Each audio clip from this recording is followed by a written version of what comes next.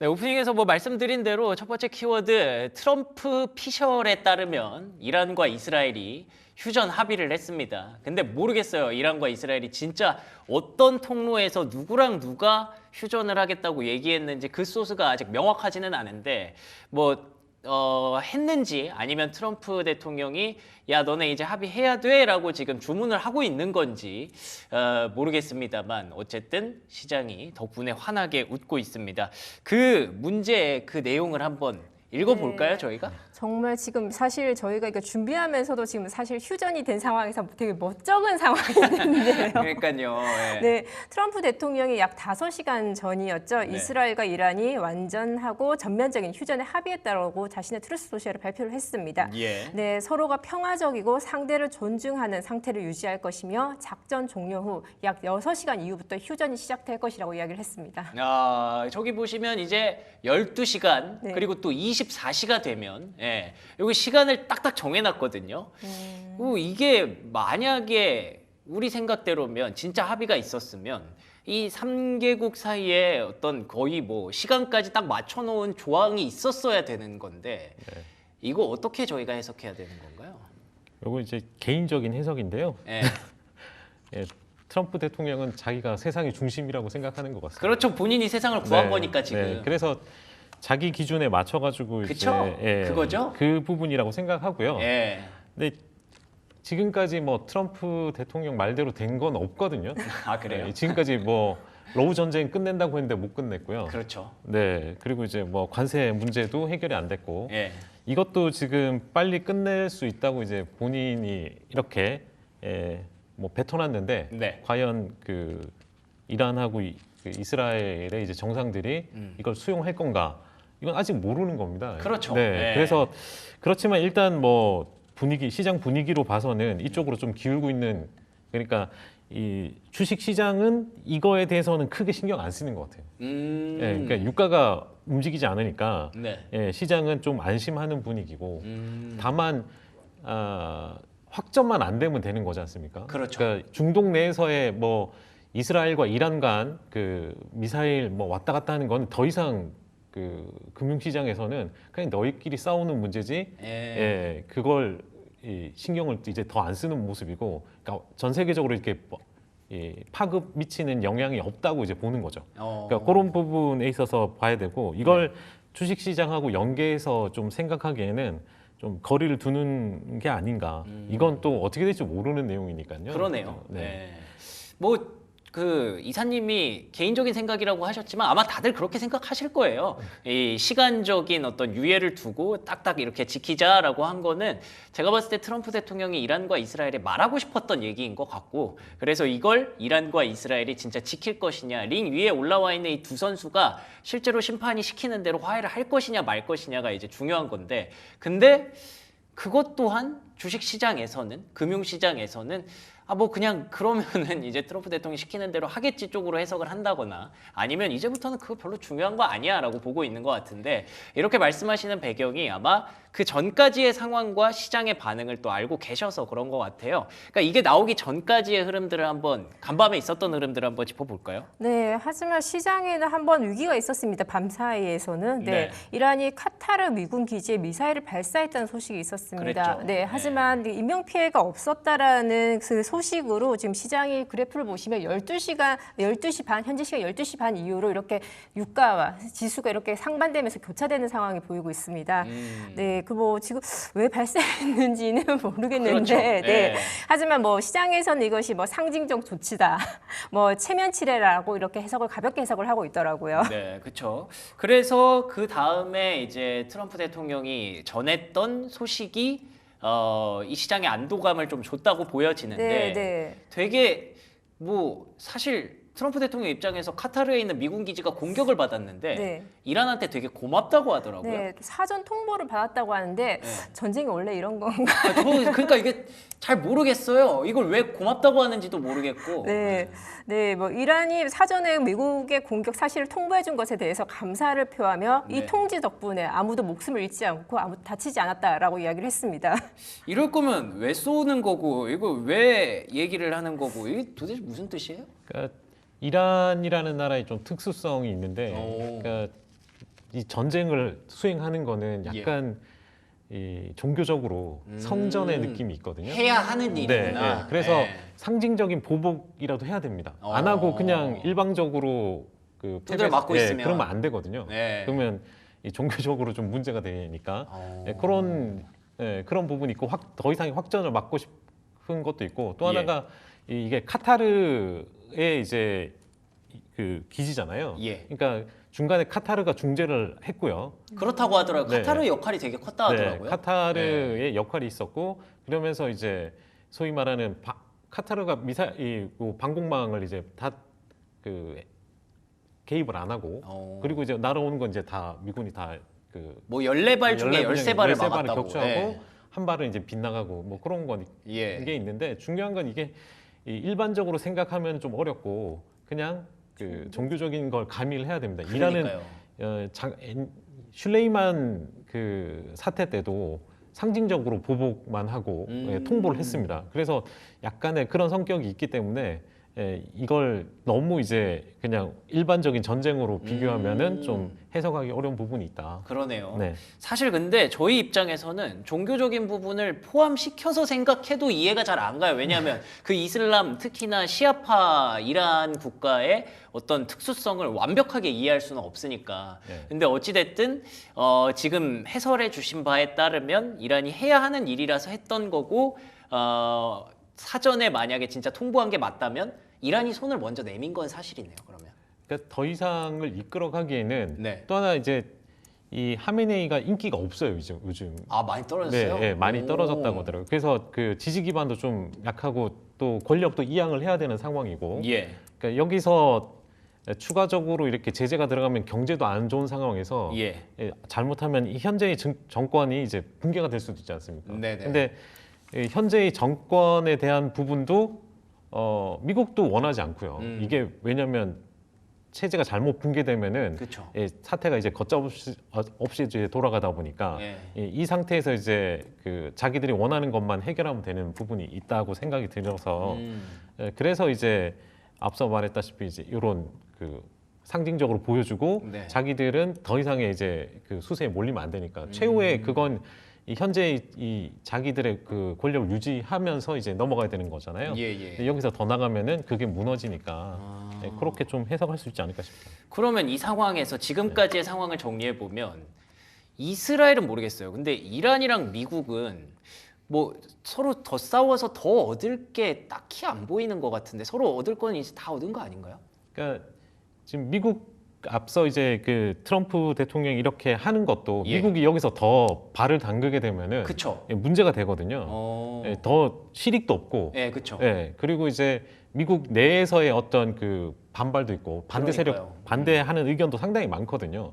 그러니까 여기서 더 안 나가고 끝내야 이제 미국은 그러니까 또 트럼프의 입장에서는 이 사태에 대한 문제를 자기가 해결했고 그쵸. 자기가 뭔가를 했다는 걸 이제 보여줄 수 있는 거고. 여기까지가 아름다운 거죠.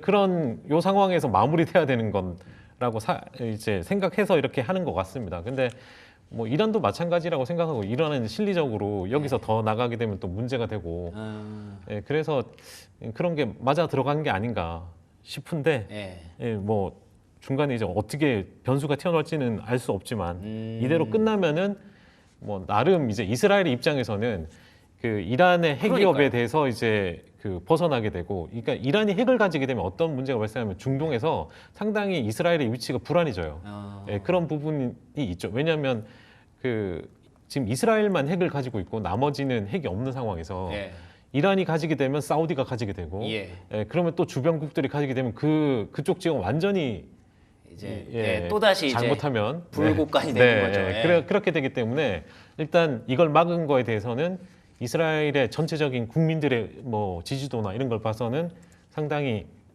만족스러운 결과였거든요. 그래서 현재 봐서 뭐 이란이 가장 피해를 받지만 어쨌든 최소한의 이제 피해로 이제 막으려고 하는 거고, 미국이나 이스라엘의 입장에서는 이게 가장 최선의 이익이 아닌가 이렇게 봅니다. 뭐 저는 사실 이스라엘의 입장이 좀 궁금하기는 했는데 지금 상황에서 네타냐후 총리도 사실 내부적으로 뭐 비리라든지 뭐 이래저래 지지율 문제가 좀 있다고 하더라고요. 근데 그걸 지금 이렇게 선제 타격을 하면서 이스라엘은 강하다라는 걸 또 이스라엘 국민들에게 좀 어필이 됐기 때문에 원하는 걸 서로 다 가져갔다면 이란이 여기를 좀 길게 끌고 갔을 때 계속 마이너스만 된다면 여기서 마무리되는 그림으로 가는 게 3개국에게 모두 좀 아름다운 그런 그림이 될 수도 있겠다라는 이제 오케이 알겠네요. 예, 근데 그러면 여기서 그 주변국들의 움직임이 좀 궁금한데 예를 들면 이제 중국이라든지 네. 이런 나라들도 사실 개입을 할까 말까 좀 고민을 했었잖아요. 제가 어저께 말했죠. 이렇게 중국이 어떻게 나올 것인가에 네. 따라서 시장이 달라질 것이다라고 얘기를 했었는데, 네, 중국 같은 경우에는 지금 이미 전략 비축 이유가 있었다고 합니다. 충분하게, 네, 3개월 정도 버틸 수 있었다라고도 이야기를 하고요. 뭐 3개월 안에 일이 끝날 것이다라고 이야기를 하고 있고, 또 사우디, 러시아, 말레이시아 등 그 원유 수입선을 또 여러 군데서 확보를 하면서 리스크를 분산을 시켰다고 합니다. 네, 그리고 지금 또 미국을 또 견제해야 되는 상황이기 때문에 무역 협상 과제 등도 있기 때문에 웬만하면 또 미국과 부딪히고 싶지 않은 상황이라고 보고 있습니다. 야, 그러면은 이렇게 되면은 만약에 진짜 유가가 급등을 하고 중국이 안 그래도 힘든데 좀 더 힘들어지는 상황이 오더라도 어떻게 보면은 이제 싸울 준비를 하고 있었다라는 의미도 되는데 혹시 이사님 중국이랑 러시아의 움직임은 지금 어떤 상황인가요? 그러니까 러시아도 이제 뭐 이란에 핵무기를 제공한다 뭐 이런 뭐 뉴스는 있었지만 맞아요. 실제 그럴 수는 없는 상황이라고 생각이 들고요. 예. 그리고 러시아는 뭐 거리상 그리고 이제 또 이건 있습니다. 이스라엘에 그 러시아에서 온 유대인들이 많거든요. 아, 그래요? 네, 그러니까 러시아와 이스라엘 관계는 상당히 끈끈해요. 오, 몰랐어요. 네, 그래서 이 이란과 뭐 러시아 간에 뭐 이렇게 반대편에 서는 입장에서 같을 수는 있지만 이게 약간 삼자적인 입장이에요. 러시아는.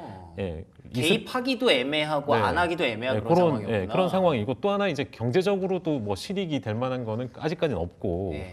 만약 유가가 이제 많이 오르면 일시적으로 이제 러시아 입장에서는 뭐 좋을 수는 있지만 근데 뭐 그건 차치하고라도 네. 예, 러시아는 약간 중립적인 입장에서 서는 부분이 좀 있다. 예, 그런 부분이 있고요. 그러니까 중국 같은 경우는 앞서 이야기했던 부분 뭐 그 유가하고 연결이 되어 있지만 예. 또 하나가 여기서 만약 그걸 넓히면은 지금 그 대만으로 가려고 했던 항공모함이 저기를 중동으로 가버렸잖아요. 네. 그러면은 최소한 한 달 이상은 그쪽 지역에 머물 건데 그 전선이 약간 그 원래 이제 양안 간의 문제에서 그 대만. 대만 쪽에 이제 항공모함이 남중국해. 예. 없는 상황이니까 좀 중국으로서는 좀 여유가 생긴 거죠. 한숨 돌리는 네, 거구나. 그런 부분도 좀 있다라고 생각이 들고 예. 또 하나는 이제 아무리 이제 비축유가 있다고 하더라도 수입의 그러니까 전체의 70%를 수입하고 있기 때문에 일단 영향은 받을 수밖에 없는 상황이죠. 그래서 그러네요. 일단 경제 자체가 이제 조금 디플레이션에 있는 상황에서 뭐 유가 문제까지 벌어지면 네. 잘못하면 이제 스태그플레이션으로 가니까 그런 것도 이제 피하고 싶겠죠.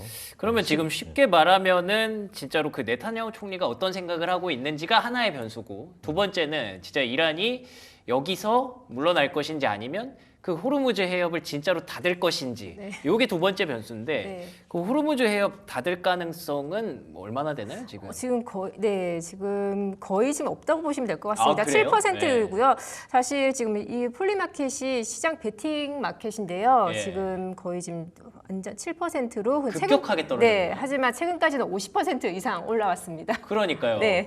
이게 마지막 최후의 그 이란의 카드지 않을까라고 생각을 하면서 진짜 이제 구석에 몰린 쥐가 혹시 고양이를 물려고 한다면 요거까지 닿지 않을까 싶었는데 요 가능성이 급격하게 낮아진 상황이라고 하네요. 어떻게 보세요? 네, 일단 이제 호르무즈 해협 자체에 옛날에도 완전 봉쇄보다는 이제 기뢰 옛날 뭐 이란이 가장 힘들었을 때. 그러니까 적극적으로 했던 게 이제 기뢰였거든요. 예. 그러니까 바다에다가 이제 그 바다 어뢰 같은 거죠. 지뢰 같은 거죠. 그걸 이제 깔아놓게 되면은 이제 뭐 VLCC나 또 옛날에는 이제 미국의 전함 같은 게 이제 그 부딪히면서 이제 좌초되기도 하고 네, 그런 게 있었는데 이 이란의 이제 문제가 뭐냐면, 네. 그러니까 원유 수출도 호르무즈 해협이고요. 그쵸. 그러니까 이란으로 들어오는 수입품도 다 그쪽이에요. 그러니까 네. 이 자국에 이제 손해를 끼치는 자해를 하는 그 방어도 하지만 자기 스스로 자해하는 수단이기도 하거든요. 그렇죠. 그게 예. 그러다 보니까 쉽게 완전 봉쇄는 못 하는 거죠. 만약에 했더라도 앞서 이제 최대 그거는 이제 기뢰를 까는 거고 또 호르무즈 해협이 그 폭이 30km밖에 안 되거든요. 예. 30km고 그리고 중간에 이제 오만이랑 이런 나라들의 중간을 그 나누면은 양쪽 해서 15km인데 네. 10몇 킬로씩 되는 가운데 또 깊은 바다는 또 이란 쪽이에요. 그래서 이제 호르무즈 해협 이야기가 나오는 거거든요. 반대편으로 못 가요. 예. 그 큰 배들은 다 이란 쪽으로 해서 지나가기 때문에 예. 그래서 이제 문제가 되는 거고 기뢰를 까는 건데 이거는 이제 지금 처음부터 봐서는 사실 가능성 높은 시나리오는 아니었어요. 네. 네. 왜냐하면 자해 수단이기 때문에. 그러니까요. 예. 혹시라도 그걸 좀 우리가 두려워했었는데 일단 미국이 어떻게 보면은 한 발 물러선 거잖아요. 이제 더 이상 그 개입하기 싫다라는 메시지를 제가 봤을 때는 휴전 합의와 관련된 트윗으로 던진 것 같으니까 이스라엘과 이란만 잘 이렇게 매주 지어지면 이게 좀 아름답게 끝날 것 같은데 거기까지는 일단 두고 봐야 되는 그런 상황이라고 우리가 정리를 해볼 수가 있을 것 같습니다. 뭐 어쨌든 시장만 봐야죠. 유가 지금 현재 기준으로 WTI가 한 66달러까지 내려와 있더라고요. 간밤에 67달러까지 내려왔었는데 여기 조금 더 지금 하락하고 있다라고 보시면 되고 그리고 앞서 보여드렸던 지수 선물 같이 반등하고 있기 때문에 이 흐름이 이제 오늘 밤까지 이어지기를 큰 뭐 별일 없기를 일단 기다려 봐야 될 것 같습니다. 자, 그리고 시장의 반등 랠리를 좀 더 덧붙여주는 힘을 더해주는 내용이 아까 저희가 오프닝에서 말씀드렸던 연준과 관련된 이야기인데요. 갑자기 7월의 금리 인하 가능성이 조금씩 되살아나고 있다고 들었어요. 네, 연준 내 7월 금리 인하 의견이 많아지고 있습니다. 네. 지난주 크리스토퍼 월러 이사에 이어 어제 미셸 보우만 부의장도 지금 인플레이션 압력이 계속 억제되고 노동시장 약화가 심화된다면 이르면 7월 금리 인하로 지지할 수 있다라고 이야기를 했습니다. 네, 정책 금리를 중립 수준에 가깝게 낮추는 것을 고려할 시점이라고 하면서 인플레이션이 2% 목표에 계속 진전을 하고 있고 소비 약화가 그리고 노동시장이 약화가 이어진다면 7월 이나에 해야 될 것이다라고 이야기를 했습니다. 그리고 또 최근에 또 핵심 PCE 인플레이션이 또 2.6%까지 하락하면서 또 의견을 또 줬습니다. 그러니까요. 그러니까 이번에 FOMC 이후에 정말 그 내부적으로 의견이 반반 나뉘었다는 얘기가 있더라고요. 한쪽은 계속 동결을 해야 된다. 한쪽은 인하를 지금 해야 된다라는 입장인데 근데 우리가 좀 시장이 원하는 기다리는 뉴스가 인하에 대한 기대감이기 때문에 많은 위원들이 발언을 해도 사실 인하 얘기하는 쪽이 더 크게 보도가 되는 경향이 분명히 있는 것 같아요. 그래서 지난 주말부터 두 사람이나 7월 인하를 얘기했다는 점에서 이게 보도가 되고 있는데 반대로 파월 의장은 네. 사실 아직까지 원론적인 입장을 유지하고 있잖아요. 네, 내일 지금 파월 의장이 지금 연준 의장 통화정책의회가 있습니다. 그 예. 관련해서 문의가 있을 것 같고요. 지금 아까 말씀하셨듯이 지금 연준 내에서도 의견이 분화했다고 지금 파월 의장도 인정을 했습니다. 총 19명 위원 중에서 7명이 올해 인하를 반대하고 8명이 두 번 인하를 지지한다고 합니다. 네, 그리고 아까 7명 중에서 지금 원래 3월에는 4명이었었는데 또 증가를 했습니다. 올해 인하를 하지 말아야 된다. 그래요? 굉장히 팽팽해지고 있는 네. 건데요. 그리고 지금 정치적 압박도 지금 연준 파월 의장이 또 계속되고 있고, 그리고 또 이 데이터 의존이 너무 강하다. 거기에 대한 신중론도 있기 때문에 내일 또 연준 파월 의장이 어떤 말을 해야 될지 또 들어봐야 될 것 같습니다. 그러니까 이제 파월 의장이 내일부터 이틀 동안 제가 알기로 청문회를 합니다. 이제 의회 방문해서 상원과 하원 나눠서 청문회를 하게 되는데 어떤 의견을 보여줄지 이제 다시 관심이 좀 집중되다 보니까 7월 인하 시나리오가 다시 시장에 주목을 받고 있는 것 같아요. 이사님 7월에 인하 가능합니까?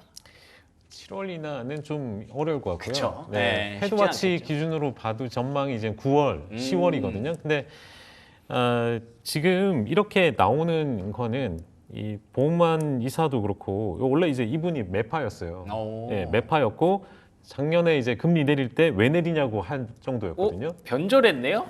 트럼프 근데- 대통령이 네. 대신 이제 트럼프 대통령이 임명한 사람이긴 합니다. 그래서 약간 어쨌든 변했어요. 변했고 그런데 이제 중요한 건 이 연준 위원들이 이제 반으로 갈릴 정도로 그러니까 왜 갈렸냐? 네. 그만큼 데이터가 불확실한 겁니다.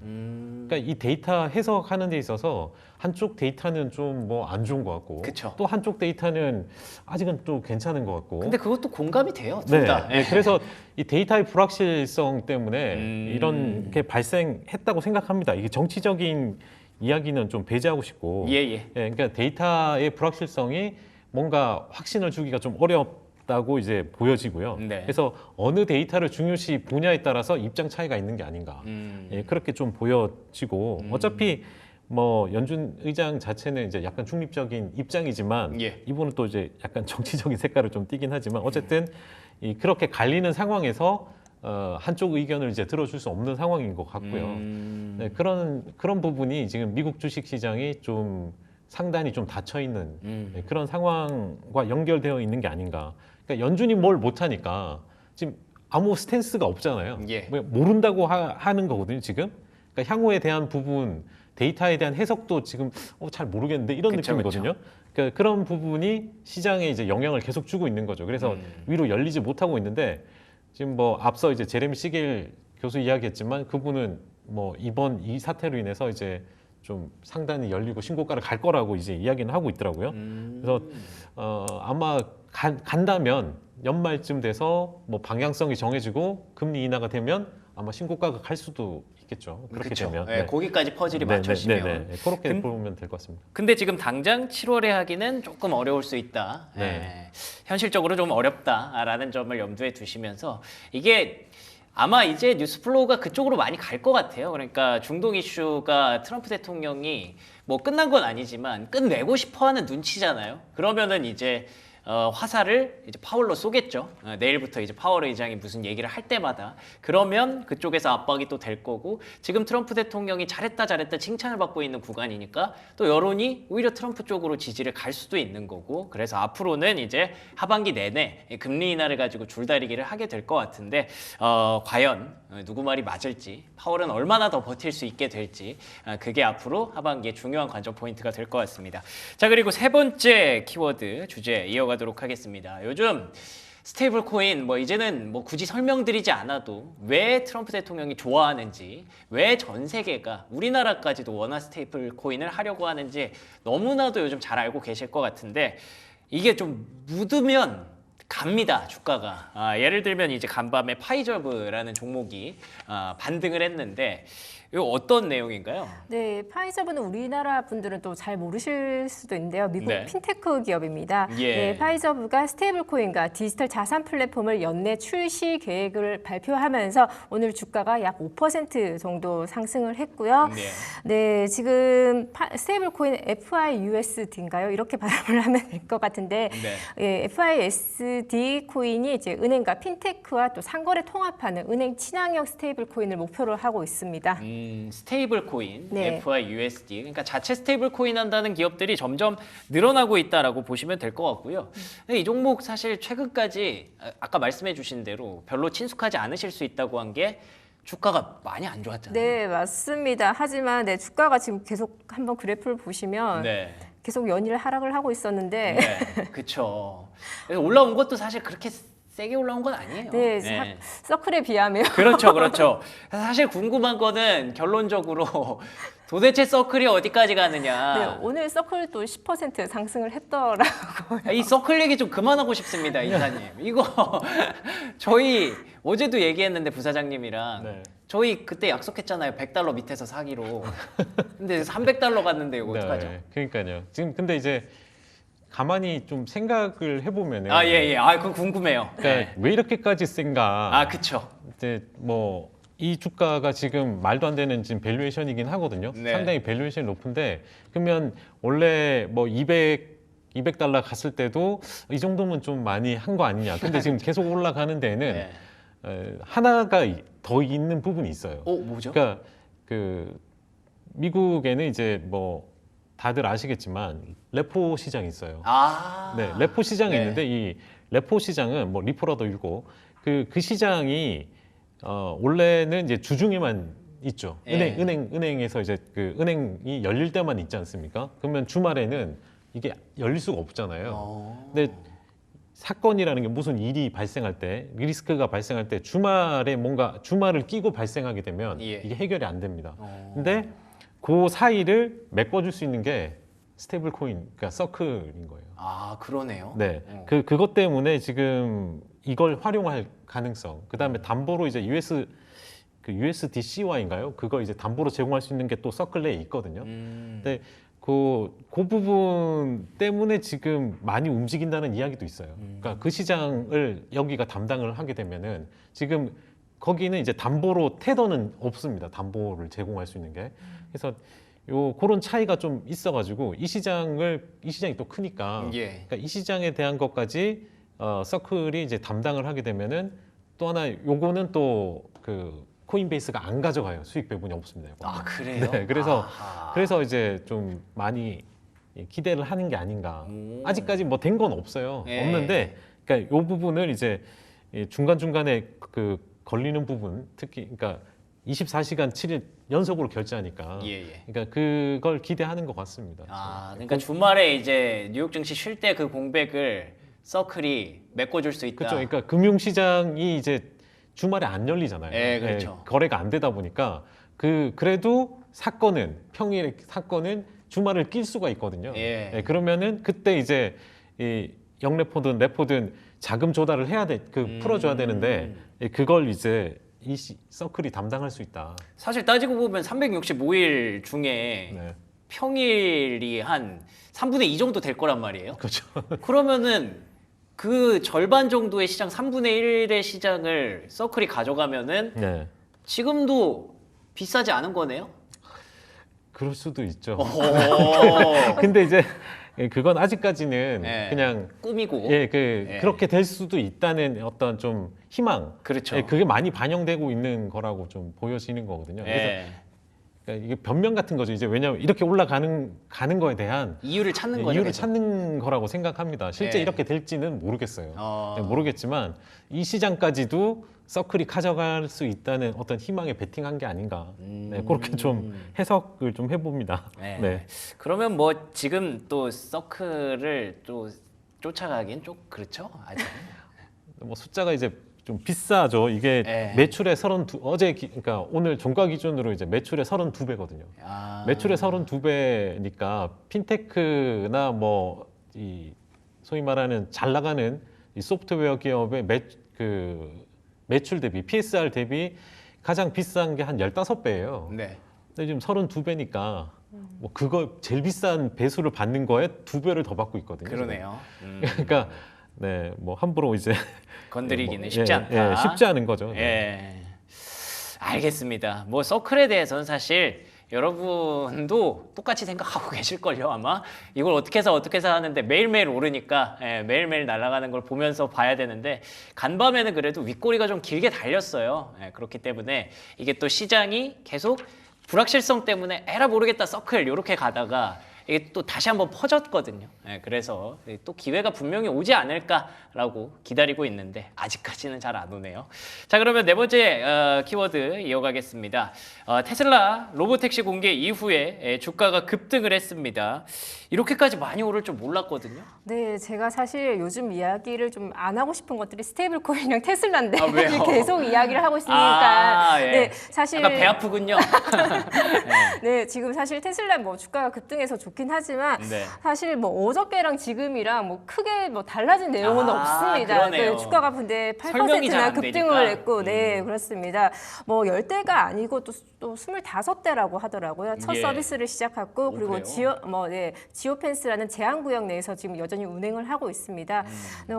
조금 뭐 테슬라 로보택시에 대해서 좀 이야기를 하자면 또 경쟁사 비해서 또 저렴하다는 것이 또 장점입니다. 4.2달러이고 그리고 팁이 없다고 합니다. 아, 그렇죠. TV 팁줄 그죠? 사람이 없죠. 네, 네. 아, 그건 또 미국에서는 또 이슈네요. 중요한. 네. 그리고 뭐 지금 사진에서 보지만 이게 이 사진의 인원들이 지금 테슬라 로봇 팀원이라고 합니다. 네. 오. 네. 그래서 이게 한간에는 X에 보면 이게 중국계, 인도계가 여러 인종들이 합쳐 있으면서 이게 네. 관상들을 보니 $500까지 갈 것 같다라고 관상가가 등장해요 여기서? 이렇게 하더라고요. 관상가가 미국에도 있군요. 아 어, 몰랐는데. 얼굴 보니 네. 아 똑똑한 사람들 많으니까. 네, 워낙 중국계가 인도계가 딱 잡고 똑똑하죠. 있으니까. 네. 네. 아니 근데 그 $500가 괜히 나온 게 아닌 게 간밤에 그러니까 이거를 탈 수 있는 사람 몇 명 없잖아요. 네, 뭐 인플루언서랑 네. 뭐 애널리스트만 탈 수 있다면서요. 데나이브스가 탔는데 네. $500 막 외치면서 막 되게 신났던데요. 네, 데나이브스가 뭐 유명한 강세론자죠. 그렇죠, 테슬라에. 그렇죠. 네, 네. 약 15분간 2번 탔다고 합니다. 아, 2번이나 얼마나 네. 재밌었으면 네. 저 핑크색 옷 입고 네. 소풍 가는 느낌으로다가 네, 예, 맞아요. 신났네요. 네, 예. 편안하고 안전하고 개인화된 경험이었다라고 뭐 자운 이야기를 했었고요. 네. 그리고 차량의 양쪽에 주차된 차량이나 마주오는 차량에 대해서도 뭐 뛰어드는 보행자에서도 복잡한 상황에서도 잘 멈췄다라고 이렇게 극찬을 했습니다. 인내심과 안정성 있게 기동했다라고 이야기를 했습니다. 아니 제가 아까 뉴스 그 영상 보다 보니까 멈추면 안 되는 데서 자꾸 멈추던데 이 사람 지금 약간 눈 돌아 있는 거 아닙니까? 좋은 것만 보려고? 월가에서도 의견이 좀 나뉘어지고 있는데 또 그쵸. 저희가 또 영상에서 보시면 또 환경적인 또 저희가 또 영상에서 확인 안 되는 것들이 있으니까 그렇죠. 네. 그러니까 제가 그 괜한 말씀드리는 게 아니라 실제로 그 당국에서 이거 영상 어떻게 된 거냐, 왜 네. 가다가 자꾸 멈추냐, 이거 해명해야 된다라고 테슬라 로보택시 얘기를 했다고 하더라고요. 네, 예, 숙제가 좀 남아 있죠 지금. 오작 동안 미숙한 모습도 사실 보였기도 했었습니다. 여전히 안정성에 대한 논란과 규제 리스크가 지금 남아 있는 상태고요. 아까 말씀하셨듯이 지금 라이더가 없고 카메라만 운행을 하기 때문에 웨이모랑 좀 안전성에 대해서 조금 신뢰성이 좀 떨어지고 있습니다. 그리고 또 날씨가 좋지 않으면 비가 오면 또 예. 운행을 하지 못합니다. 예, 그러니까요. 테슬라가 갖고 있는 그 뭔가 좀 체질적인 구조적으로 해결해야 되는 부분도 있고 아직까지 완벽하지 않다라는 지적도 받고 있는 상황. 이사님은 어떻게 보셨습니까? 일단 그 주가가 처음에 반응을 안 하다가 이제 계속 장중에 계속 올랐죠. 10%까지 그러게요. 올랐었는데 네. 결국 그 사람들의 이제 경험도 그렇고 주가가 이렇게 올라오는 데는 아마 기관들의 반응인 것 같아요. 그러니까 개인들이 많이 샀다기보다는 이게 원래 나오기 전까지는 예. 기관들이 이거에 대해서 이제 평가를 안 하죠. 안 하다가 실제 이제 이 서비스가 나오고 나서 이제 반응을 한다고 좀 생각을 하고요. 또 하나는 이게 결국 그 서비스가 확대될 때, 그러니까 얼마나 이쪽 로보택시로 인한 네. 그 라이드 헤일링 시장을 이제 무너뜨릴 건가. 그러니까 이런 부분을 좀 생각해 볼 수 있는데 일단 아까 4.2달러는 네. 약간 이게 일론 머스크에 좀 그게 들어간 것 같은데 이게 원래 4.2가 의미가 있어요? 예, 이게 무슨 뜻이에요? 미국에서는 4.2달러 대마초를 이야기하거든요. 그래요? 또 장난질했네. 근데 그 거기다가. 4.2를 또 했고요. 그리고 이제 원래 3.6마일당 계산을 하거든요. 네. 비교할 때 3.6마일당 4.2니까. 근데 이 웨이모나 일반 이제 우버나 3.6마일당 가격이 좀 더 훨씬 비싸고 특히 웨이모는 가격이 훨씬 비싸잖아요. 10달러가 넘어가고 비싼 시간대는 30달러가 막 넘어가는데 예. 현재 웨이모도 그렇고 웨이모는 이제 차량 가격 때문에 그게 가격에 이제 녹아 들어가 있고 우버는 이제 또 인건비 운전자의 이제 비용이 들어가기 때문에 녹아 있는데 테슬라는 그게 없죠. 그러네요. 네, 그런 게 없는 상황에서 이 4.2에서 아마 반으로 떨어질 가능성이 높아요. 와, 차도 만들고 사람도 안 타도 되니까. 네, 그런 상황이고 근데 중요한 건 이제 이 확장성인데 예. 이거 이제 시간이 없으니까 크게 이야기는 못 하겠지만 이 확장성이라는 거는 그러니까 왜 이게 확장성이 높으냐? 네. 원래 이제 지금 일론 머스크가 하고 싶은 거는 라이트 모델이에요. 그러니까 경량화라고 하는 건 테슬라 차주가 차를 빌려주는 거예요. 진짜 그냥 한 명만 딱 타고 갈 수 있는 그런 느낌이구나. 그러니까 차주가 예. 내가 돈을 벌겠다는 거죠. 그쵸. 차로 돈 굴려서 돈 벌려고. 그 모델이 이제 늘어나게 되면은 테슬라는 플랫폼으로서의 역할 그러네요. 하고 난 10%만 가져가고 나머지 네가 가져가라는 거거든요. 차주가 가져가고 테슬라는 거기에 차지만 하는 거죠. 그쵸. 이제 수익을 쉐어하는 거고.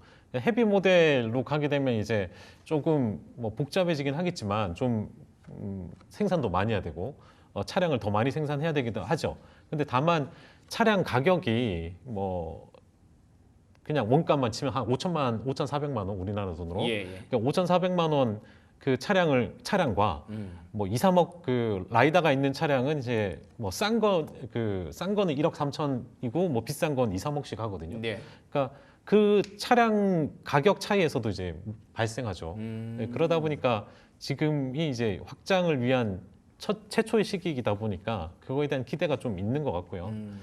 또 하나는 이제 그 다른 데가 이제 쫓아올 수 없는 부분은 차를 만들고 그 다음에 거기에 소프트웨어까지 다 수직 계열화는 테슬라는 했는데 그쵸. 나머지 업체들은 차량 따로 소프트웨어 따로죠. 그쵸, 그게 제일 중요한 것 웨이모는 이제 차량을 받아가지고 자기 소프트웨어를 올리는 거지 않습니까? 네. 그러다 보니까 이게 일체화가 안 되면 그 미세한 그 차가 이제 빨리 다니는 가운데 이 소프트웨어와 하드웨어 간에 이제 충돌이 날 수도 있죠. 그러니까 네. 뭐 충돌도 발생할 수 있죠. 그거는 이제 또 다른 문제긴 한데 만약에 그 하나의 문제로 전체 시스템이 멈추면 안 되잖아요. 그러니까요. 그러니까 그 하나의 시스템이 잘못됐을 때 전체는 그래도 작동을 해야 되는 그것도 하나가 있고 또 하나가 이제 하드웨어와 소프트웨어 간에 레이턴시가 있어요. 지연 시간이.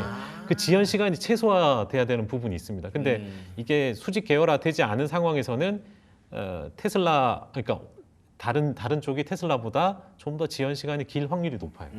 그런 것도 이제 어떤 차별화 요인이 될 수도 있을 것 같고요.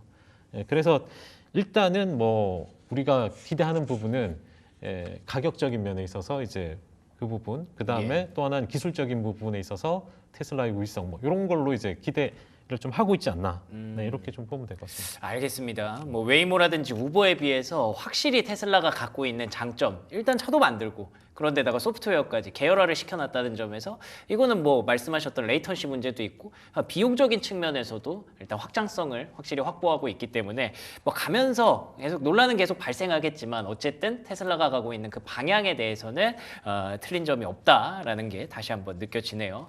자, 마지막으로 힘스에너스 주가 마이너스 30%, 요거는 간단히 한번 얘기를 해볼까요? 네, 최근에 노보노디스크와 그 힘세노스가 위고비 정식 판매로 협약을 맺었었는데요. 어저께 일방적으로 노보노디스크의 협력 중단으로 그 힘세노스가 30% 급락이 됐습니다. 네, 뭐 노보노디스크 이야기로서는 지금 힘세노스가 FDA 허가를 받지 않는 조제약, 뭐 위고비 유사품이죠. 그걸 계속 판매를 하고 있다. 한간에는 뭐 위고비를 또 밀고 있어야 되는데, 네, 뭐 유사품을 또 계속 이중 판매를 하고 있다. 이렇게 비난을 하면서 지금 협약을 중단하면서 네, 주가 급락 30% 이상 있었습니다. 그렇군요. 힘스에너스는 참 변동성이 좀 심해요. 이거 혹시 뭐 밑에서 좀 담아야지 하시는 분들에게 간단한 의견 주실 수 있을까요? 이게 결국 장기적으로는 이 회사의 성장 가능성은 꽤 높다고 보여지거든요. 예. 근데 이제 일시적으로 뭐 주가가 30에서 60 올라올 때 이제 위고비를 맞아요.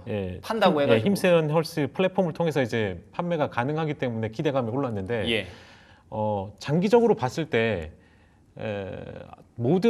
결국에는 한쪽에서 팔 가능성이 높거든요. 그러니까 환자가 많은 쪽 플랫폼을 가진 쪽이 우위일 거예요.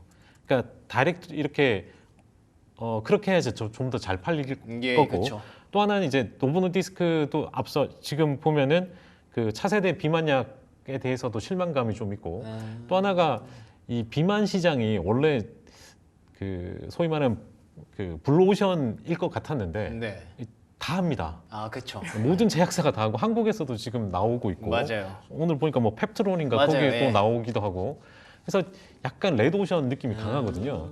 그러니까 그러다 보니까 그러면 중요해지는 부분은 어디서 파냐가 중요한 것 같아요. 환자가 어디에 더 많은지. 그러니까 그래서 힘세너스가 일단은 그 상당히 환자들 특히 이제 뭐 비만부터 해서 여러 이제 좀 가리고 싶어 하는 그 질병들에 대한 환자들이 상당히 많이 몰리는 곳이니까 그렇게 봤을 때는 뭐 기회일 수도 있겠다는 생각은 들거든요.